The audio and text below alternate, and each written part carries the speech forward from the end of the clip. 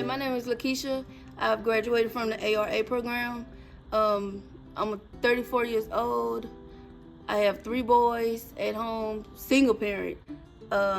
Life before this, it was kind of hard because like all the jobs that I wanted were like, oh, you have to have this type of education, and I felt like I needed to go ahead and get it done. I've tried twice before. I let life, interrupt me. And this time I'm glad I came and finished it.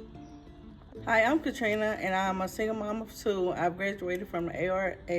First, I had thoughts about not coming because I was like scared people was gonna judge you, and I felt kind of like I was gonna be dumb, but no one in the classroom judged. Everybody, helped each other. Hi, my name is Natalie Moreno. I graduated from ARA, and before ARA, I was a high school dropout. I went to probably 10th or 11th grade.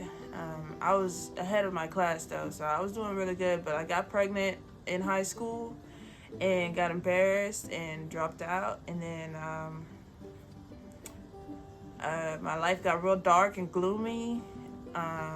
After that, I had real bad alcoholism and stuff, and I got sober like I think probably a year before I came to ARA, and my friend is the one that told me about y'all program. And so I tried it out. I didn't have any expectations for it. I didn't think I would be able to actually graduate. But I really wanted to. Hi, my name is Laretha. I'm a single mom of 4 children. I went to school up until the 10th grade. Life before the Adult Renewal program, I felt a bit limited. I've had pretty decent jobs. I have a little bit of cashiering experience, a little bit of cash handling experience. But I was limited because I couldn't go like work at a bank, work at a daycare. It was only a certain amount of jobs that I can do that wouldn't ask to see a high school diploma. I've actually went back trying to obtain my diploma about 4 or 5 times before the Adult Renewal program. But I've always had to stop because I've always had to go back to work, or I didn't have a babysitter, and it was hard trying to balance work and school. This last time I went back, I was able to go online, and that's what really helped me be able to obtain my high school equivalency. My teachers, they were pretty good. They stayed on me. They was texting me back to back to back, like, I know I'm getting on your nerves, but you need to turn this in. Did you study about that? I had a lot of help, a lot of motivation. My classmates also helped me get through this program. My sister, I feel like if I can do it, I feel like she can do it too. I'm glad I told her about the program because she was kind of down herself too, so we got through it together, and I'm glad we did it. For me, it was a good experience. I liked it. Everybody, the teachers, they took their time. They didn't rush you to get through it. They go on your pace, so you learn as you go. Though did I know that when I got into the class that the teachers would be so supportive and encouraging and motivating. There are a real big reason why I graduated. Miss Sharpell, Miss Yolanda, they were definitely my rocks when it comes to education. And they made it fun and chill at the same time. But my life has significantly got better due to, counseling and anonymous program, and also this ARA. It all tied together and made me a better person. I graduated in April, I believe. And when I tell you, it was so surreal. Like, I didn't think I thought I would always be a high school dropout.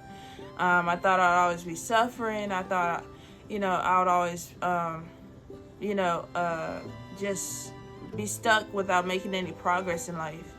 But God had other plans. And now I'm looking at you today with the high school equivalency.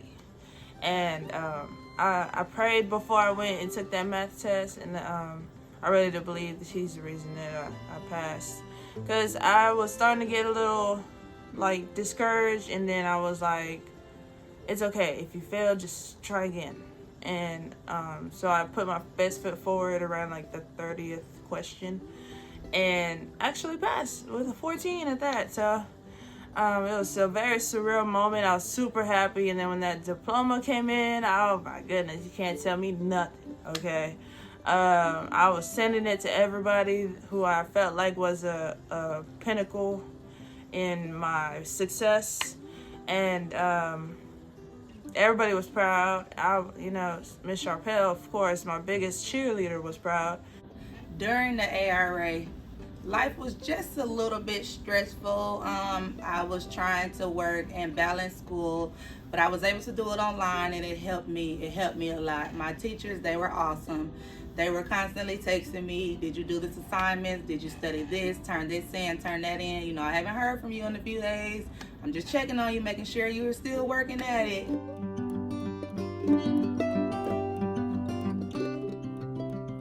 My plans are to continue school to further my education for my 3 boys, and I'm praying to God to show me what that looks like. My plans are to further my education, ask God to lead me in the next direction, to better my future for me and my kids, and yeah. Now that I have graduated, my plans are to continue my education further, to get settled into a career in the medical field. Also to just take everything that I learned from ARA, the life lessons and stuff too, because Miss Sharpell taught me a lot, especially like with school, of course, but also with life. And take everything I got and just continue to progress in life. Now that I've graduated, I feel a sense of release. I feel like I've accomplished something that I've been trying to accomplish so long.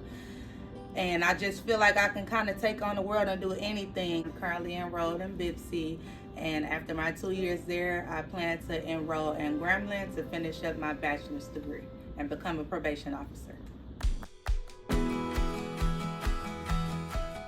To encourage anybody else that was in my shoes, I felt like I couldn't do it. I would say just do it. Just do it. Just try it. Each time I went and took the test, in my head I was like, oh, I don't feel like I'm going to pass it. But when I did it, it encouraged me to go to the next one.